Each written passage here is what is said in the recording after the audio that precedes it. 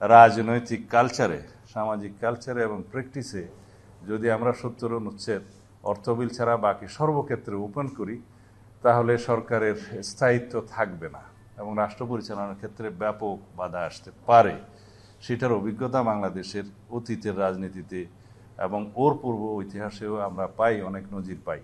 তো সেই ক্ষেত্রে আমরা বলেছি অর্থ বিল, সংবিধান সংশোধন বিল, আস্থা ভোট এবং জাতীয় নিরাপত্তা সংশ্লিষ্ট বিষয়গুলো বাদে সংসদ সদস্যরা যে কোনো বিষয়ে আলাপ আলোচনা এবং সংসদে ভোট দিতে তাদের কোনো বাধা থাকবে না। আর প্র্যাকটিসের মাধ্যমে গণতন্ত্র সমৃদ্ধ হয় এবং আমাদের রাজনৈতিক ইতিহাসে যেহেতু আমরা এখনো পর্যন্ত গণতান্ত্রিক প্রতিষ্ঠানগুলোকে শক্ত ভিত্তির উপর দাঁড়া করাতে পারিনি, ভবিষ্যতে যদি আমরা গণতান্ত্রিক প্র্যাকটিসের মধ্য দিয়ে সাংবিধানিক শাসনের ধারাবাহিকতায় যদি সেই পর্যায়ে পৌঁছতে পারি, তাহলে 70 অনুচ্ছেদের বিষয়ে আরও অনেক বিষয় তখন আমরা ওপেন করে দিতে পারবো অথবা আমাদের ভবিষ্যৎ প্রজন্ম পারবে, সেটা আমরা মনে করি।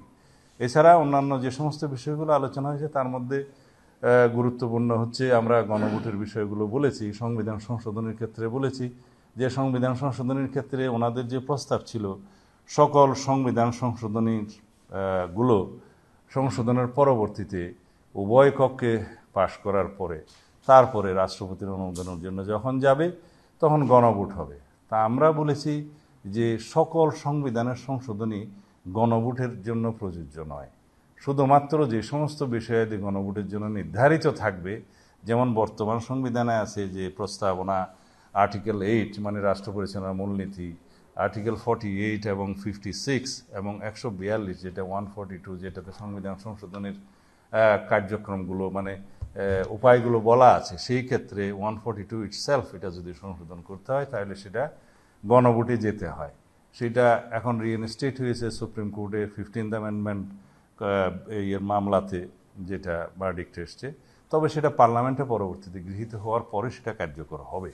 এখন এই সমস্ত ক্ষেত্র ছাড়াও যদি ভবিষ্যৎ পার্লামেন্ট কোনো কোনো বিষয়ে গণভোটের জন্য উপযুক্ত গণ্য করে যে পার্লামেন্টে সংবিধান সংশোধন গৃহীত হওয়ার পরে রাষ্ট্রপতির কাছে যখন যাবে তখন সেই সমস্ত বিধানগুলোও গণভোটের মধ্যে দেওয়া যায় কিনা সেটা পরবর্তী পার্লামেন্ট চিন্তা করবে। এখন ঢালাওভাবে যদি আমরা সকল সংশোধনী গণভোটের জন্য বিধান রাখি তাহলে সেটা অনুচিত হবে, সেটা আমরা মনে করি যে ওনারা সেটা বুঝতে পেরেছেন।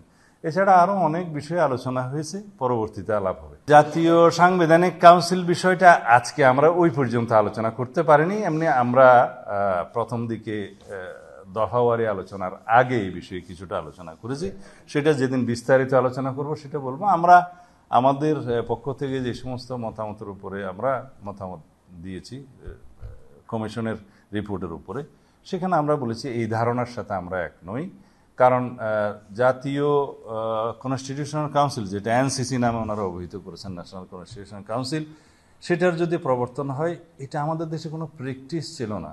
আমাদের রাজনৈতিক ইতিহাস এবং পার্লামেন্টারি হিস্ট্রিতে এটা নতুন হবে এবং এই নতুন প্র্যাকটিসটা হঠাৎ করে একটা অধ্যায় এখানে আনার ব্যবস্থা হলে সেটা অন্যান্য ক্ষেত্রে নির্বাহী বিভাগকে এবং আইনসভাকে দুর্বল করে দেওয়া হচ্ছে কিনা রাষ্ট্র পরিচালনার ক্ষেত্রে।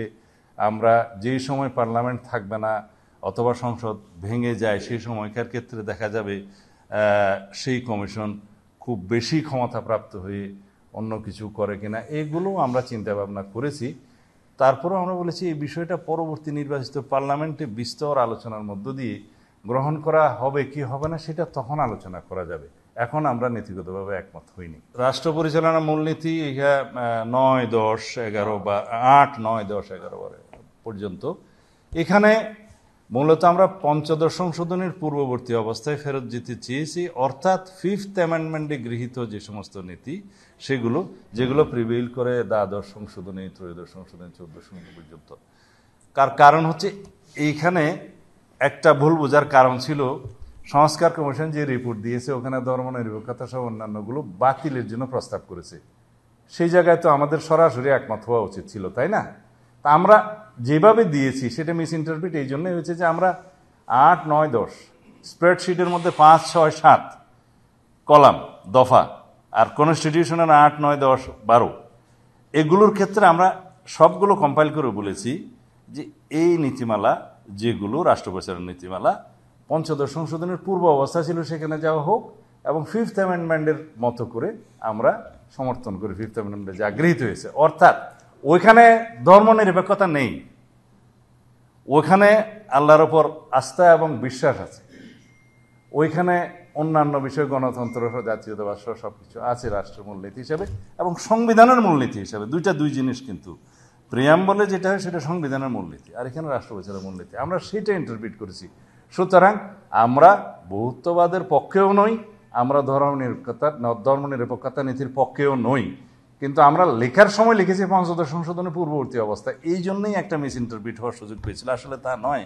আমরা এখন পরিষ্কার করছি, আমরা ফিফথ অ্যামেন্ডমেন্টের মধ্যে মাধ্যমে গৃহীত রাষ্ট্র পরিচালনার মূলনীতি এবং সংবিধানের মূলনীতি যেটা আছে সেখানে চাই, এবং সেটাতে ধর্মনিরপেক্ষতা নাই।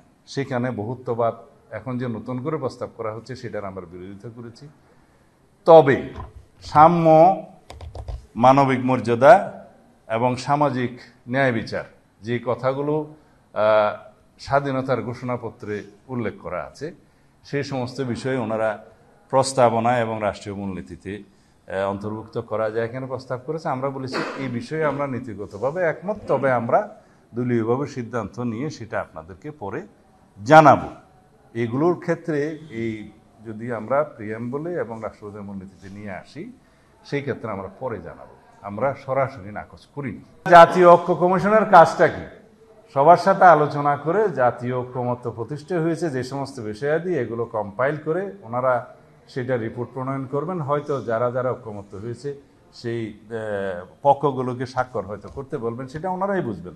এটাকে ওনারা জুলাই চার্টার বলবেন না কি বলবেন ঐক্যমত্য সমস্যাটা। আমি তো প্রথমেই সেটার শেকায়েত করে গেলাম, মানে সমালোচনা করে গেলাম সকালবেলা, যে স্প্রেডশিটের মধ্য দিয়ে হ্যাঁ না জবাব দিতে বলা হয়েছে, সেটা আমাদেরকে বিভ্রান্ত করেছে এবং সেটা মিসলিডিং হয়েছে। সেটা অনেকাংশে ওনারা হয়তো প্রকাশ্যে স্বীকার না করলেও করছেন, কারণ ওইখানে যে লিডিং কোয়েশ্চেনগুলো করা হয়েছে, আপনি একমত কিনা, হ্যাঁ বলেন, না বলেন, দ্বিমত বলেন, গণভোটের মাধ্যমে চান কিনা, গণপরিষদ চান কিনা, অথবা গণপরিষদ এবং জাতীয় সংসদ নির্বাচনের মাধ্যমে চান কিনা। আগে তো আমাকে ডিসাইড করতে হবে যে আমি এই বিষয়গুলো গণভোট চাই কিনা, আগে ডিসাইড করতে হবে যে গণপরিষদ আমরা মানি কিনা, আগে ডিসাইড করতে হবে যে গণপরিষদ এবং জাতীয় সংসদ নির্বাচনের এই আইডিয়াটার সাথে আমরা একমত কিনা, তারপরে না হ্যাঁ না বলবো।